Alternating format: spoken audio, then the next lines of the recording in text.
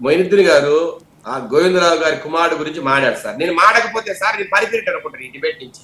నేను అడుగుతున్నాను సార్, అసలు యాక్సిడెంట్ జరిగింది ఎప్పుడు సార్? 2024 డిసెంబర్లో.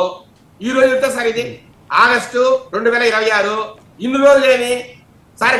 గుడ్డిగాడికి పనులు అవుతారా మీరు? ఈ రోజు ఎందుకు మాట్లాడతారు అంటే కేవలం ఆరోపణలు చేయాలనే? సరే, దానికి కేసు పెట్టారు పోలీసులు. దాన్ని పల్లి గణేష్ అనే ఒక వ్యక్తి ఒక డ్రైవర్ కారు నడుపుతున్నాడని ఆ రోజు కేసు నమోదు చేయడం జరిగింది. కేసులు పెట్టారు, దాని మీద కోర్టు విచారణ జరుగుతోంది. అంతేగాని ఏదైనా ఉంటే మీరు కోర్టుకు చెప్పండి. నిజంగా ఎమ్మెల్యే కుమారుడే డ్రైవింగ్ చేశాడు, లేకపోతే వాళ్ళతో బేరసారాలు జరిగారు, కోర్టు చెప్పండి. ఈ రోజు సార్ అనంతబాబు కేసులో అతను విట్నెస్లు బెదిరిస్తున్నాడనో, లేకపోతే విట్నెస్లు కొనడానికి ట్రై చేస్తున్నాడనో, లేదంటే విట్నెస్లను ఇన్ఫ్లుయెన్స్ చేస్తాడని ఈ రోజు అందరూ కోర్టుకు వెళ్ళట్లేదా? ఆయన మళ్ళీ రిమాండ్ ఇవ్వలేదా? ఈ రకంగా కోర్టులు అంత అద్భుతంగా వారు పనిచేస్తూ ఉంటే మీరు గోవిందరావు గారి కేసులో కూడా వెళ్ళండి కోర్టుకి. అంతేగాని టీవీ డిబేట్లకు వచ్చి రోజు కొత్తలు వేసి ఏంటి సార్ ఈ మాటలు, ఈ సనుగుళ్ళు? నాకు అర్థం కాదు. అంటే టీవీ డిబేట్ లో మీరు ఏం మాట్లాడినా చెల్లుబాటు అనుకున్నారా? అంటే పోలీసులు కేసు పెడితే దాన్ని తప్పు పడతారా మీరు? సార్ నేను అడుగుతున్నా, నిజంగా ఎమ్మెల్యే గారి కుమారుడే అక్కడ నిజంగా డ్రైవింగ్ చేస్తూ ఉంటే, నిజంగా పోలీసులు తప్పుడు కేసు పెడితే అప్పుడు జడ్జి గారు ఒప్పుకుంటారా? జడ్జి గారు పూర్వపరాలు విచారించరా? ఎవరైనా అక్కడన్నా ఎవరైతే బాధితులు ఉన్నారో వాళ్ళు విచారించరా? ఈ రకంగా ఎటువంటి అంటే జరిగిపోతుందా? ఇన్ని రోజు ఇప్పుడు 2 సంవత్సరాలు సార్ టైము.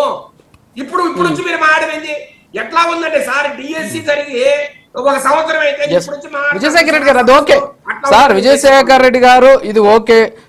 ఒక లేడీ ఎస్ఐ సార్ వినండి, ఒక లేడీ ఎస్ఐని అంతమంది జనాల్లో చంపడానికి కుదురుతుందా? జగన్మోహన్ రెడ్డి గారు అడిగిన ప్రశ్నకు సమాధానం చెప్పాల్సిందే. నేను ఒప్పుకోనండి ప్లీజ్. లేదు, విజయశేఖర్ రెడ్డి గారు మీరు ఆన్సర్ చేయాల్సిందే. నేను ఒప్పుకోను. ఒక లేడీ ఎస్ఐని అంతమంది జనాదుల మధ్య హత్యాయత్నానికి పాల్పడ్డారని చెప్పేసి మీరు కేసు పెట్టారు. అలా జరిగే అవకాశం ఉందా? ఎందుకుంటే సార్ మీరు తప్పదాగి రకరకాలుగా ప్రవర్తిస్తూ దౌర్జన్యాలు చేస్తూ అరాచకాలు చేస్తూ ట్రాఫిక్ నిలిపేసి సార్ అటుపక్క కనీసం అంబులెన్స్ కూడా మీరు నడపనీయకుండా సార్ రకరకాలుగా అడ్డుపడి చూసారా? ఒక అంబులెన్స్ వెళ్తూ ఉంటే ప్రాణాపాయంలో ఒక వ్యక్తి అక్కడ ఉంటే వాళ్ళు ఆ అంబులెన్స్ దిగి సార్ ఆ లేడీస్ గలాట పడే పరిస్థితి. ఏందయ్యా మా అంబులెన్స్ ను పోనివ్వండి, ఏంది మీ గలాట? ఈ రకంగా దొరికింది మా వైసీపీ నాయకులని ఒక లేడీ, ఒక మహిళ అక్కడ గొడవ పడే పరిస్థితి. అలాంటి పరిస్థితుల్లో సార్ ఇవేమన్నా సార్ శాంతి భద్రత కోసం వచ్చిన లేడీ ఎస్ఐ, ఆ స్టేషన్ ఎస్ఐ సార్ ఎక్కడైతే ఇది జరిగిందో ఆ స్టేషన్ ఎస్ఐ అక్కడికి వచ్చి అక్కడ ఏదైతే గుంపులుగా వీళ్ళు చేరి ఇబ్బందులు పెడుతున్నారో దాన్ని కంట్రోల్ చేయాలని ట్రై చేస్తే ఆమెను చుట్టుముట్టి ఆమె మీద చేతులు వేసి ఆమెను తోసుకుంటూ పోవడం పక్కకి. ఇది ఏంటి సార్? ఒక 10 మంది ఒక లేడీ ఎస్ఐ పడితే ఆమెకి హత్య పెట్టడం కాదా? అది ఆమె జరగడానికి జరిగితే ఆమె ప్రాణం పోదా సార్? నేను అడుగుతున్నా, మీరు రాళ్లతోనో గొడ్డలతోనో లేదంటే వివేకానంద రెడ్డిని చంపినట్టు 10 సార్లు గొడ్డలతో చంపినట్టునే ప్రాణం పోతుందా? మనిషి ఊపిరాడే సరిపోడా?